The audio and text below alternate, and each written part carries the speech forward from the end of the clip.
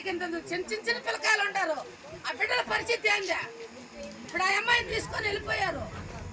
ఎవరు పరి బాధ్యత ఎవరు? మాకు బాధ్యత ఎవరు?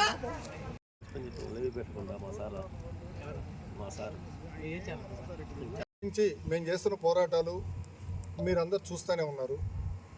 మేము ఒకసారి ఫ్యాక్టరీ వరకు వచ్చి విన్నవించాం, తర్వాత ధర్నా చేసాం, తర్వాత మళ్ళీ మౌఖికంగా అధికారులు కలెక్టర్ గారిని అందరిని కలిసాం. పొల్యూషన్ కంట్రోల్ బోర్డు వాళ్ళు వచ్చారు. పొల్యూషన్ కంట్రోల్ బోర్డు వాళ్ళు కూడా ఇది వాసన వస్తుంది నిజమేను అని రిపోర్ట్ కూడా ఈ మన రిలయన్స్ ఫ్యాక్టరీ వారికి ఇచ్చారు. ఇచ్చిన తర్వాత ఒక 10 రోజులైతే వాళ్ళు అవగాహన సదస్సు పెట్టారు. ఫ్యాక్టరీస్ మేనేజ్మెంట్ వారి చేత, రెవెన్యూ వాళ్ళ చేత, ఎండి ఆఫీసు, పొల్యూషన్ కంట్రోల్ బోర్డు అందరూ వచ్చి, ఫ్యాక్టరీ యాజమాన్యం అందరూ వచ్చి మేము దీన్ని కంట్రోల్ చేస్తామని మీ అందరు మీడియా సమక్షంలో, మా గ్రామస్తులందరూ సమక్షంలో వాళ్ళు మాకు షామ్యాన్ వేసి గ్రామంలో మీటింగ్ పెట్టి చేశారు. చేస్తే అందరూ ఒప్పుకున్నారు.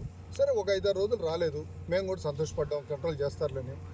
ఇక వారం నుంచి కంప్లీట్గా ఈరోజు అయితే అసలు బాధ్యతైన వ్యక్తులు ఎవరు లోపల ఉండకుండా నైట్ డ్యూటీ ఎవరో ఇన్ఛార్జీలకు అప్పచెప్పి భయంకరమైన స్మెల్, వాసన, భయంకరమైన శబ్దాలు. మేము ఊర్లో ఉండలేక ఊర్లో నుంచి బయటకు వచ్చేసాం. అయ్యా, మీరు రాత్రికి ఆపండి, ఉదయం రాత్రికి మా ప్రాణాలు కాపాడండి, ఉదయాన్ని మీరు కావాల్సి రన్ చేసుకుందరు అని రిక్వెస్ట్ చేసి చెప్పాం. అయ్యా, మా ప్రతినిధులు లేరు. ఆమెను అంబులెన్స్కి ఫోన్ చేసి వాళ్ళందరూ ఆరోగ్యం చాలా మంది, ఒక ముసలాం అయితే పడిపోయింది అక్కడ. ఆమె ఒక 2-3 అయితే అస్వస్థ. నిన్న మొన్న కనీసం 10 మంది హాస్పిటల్కి పోయి మిడ్ నైట్ వేసుకొని వెళ్ళిపోయారు. కనీసం ఒక్కొక్కరికి 50-60 వేలు ఖర్చు అయిపోయింది. వాళ్ళు ఆందోళనగా ఉన్నారు. ఒక ముసలాం అయితే పోయిసారి కూడా ఆందోళన చేసింది. అచ్చమ్మని ఆమె బాధ్యత ఎవరు చెప్పండి. ఇప్పుడు ఆ అమ్మాయికి ఏమన్నా అవుతుంది? ఏమిటి పరిస్థితి ఏంది? ఇంత బిడ్డలు ఉన్నారు ఆ అమ్మాయికి. ఆ అమ్మాయి పరిస్థితి ఏంది? అది కూరగాయలు అమ్ముకోవాలా, బతకాలా? పిల్ల కూరగాయలు అమ్ముకొని బతకాలా, బిడ్డలు బతికించుకోవాలా? ఏందా పరిస్థితి ఏంది? చెప్పండి, మాకు దానికి సొల్యూషన్ చెప్పండి. ఏందో మీ పాటికి మీరు గమ్ముగాడే ఎవరు లేరులే అని ఎడ్ తెలిపోద్దండి సార్. రాకుండా కంపెనీ నడిచేటప్పుడు లేకుండా ఎవరు లేరు.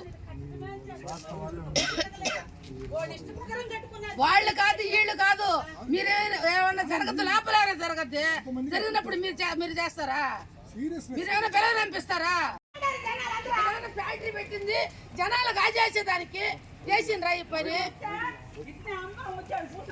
ఈ వాసన నుండి విముక్తి కలిగించాలి.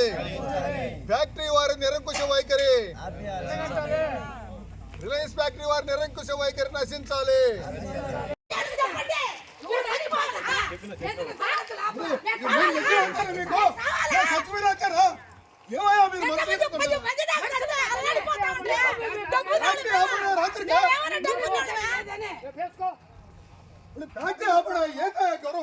పోలీసు వాళ్ళు కూడా చెప్పండి. మేము చచ్చిపోవాలి. మేమేమైనా కోట్లకు డబ్బున్న సాగుకారులు మేమా?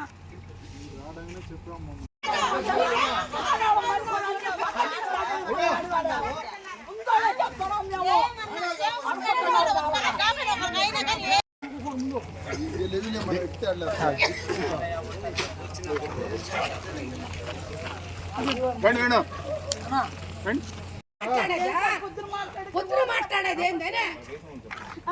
ఏం సార్ పొద్దున మాట్లాడేది?